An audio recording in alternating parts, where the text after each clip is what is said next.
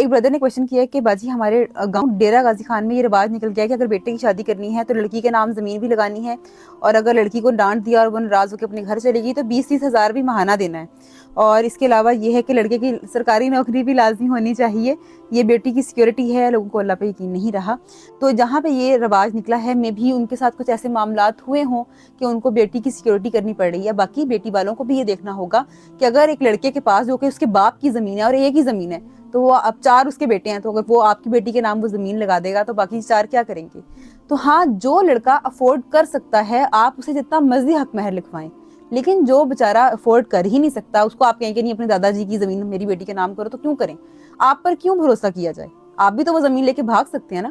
بہرحال جس جگہ کا آپ نے ذکر کیا ہے وہاں ایسے واقعات واقعی پیش آئے ہیں کہ کچھ دوسرے شہروں کے لوگ آئے، انہوں نے شادیاں کی اور بعد میں بہت معاملات خراب ہوئے، لیکن اگر آپ اپنے گاؤں میں ہی شادی کر رہے ہیں، آپ ایک دوسرے کو جانتے ہیں، تو اس طرح کے رواج نہیں ہونے چاہیے۔ حضرت عمر کے دور میں بھی اس طرح سے ہی ہوا تھا کہ لوگوں نے بہت زیادہ حق مہر لکھوانا شروع کر دیا تھا، اور غریب جو لوگ تھے وہ شادی نہیں کر پا رہے تھے، تو اس کے بارے میں پھر خطبہ بھی دیا گیا کہ جو لوگ غریب ہیں تو ان کے حساب سے ہی حق مہر لکھوایا جائے، ان کے لیے آسانی کی جائے۔ تو جو افورڈ کر سکتے ہیں وہ بہت اچھا حق مہر دیں، لڑکی کا یہ حق ہوتا ہے، لیکن جو افورڈ نہیں کر سکتے ان پہ پھر نرمی کرنی چاہیے۔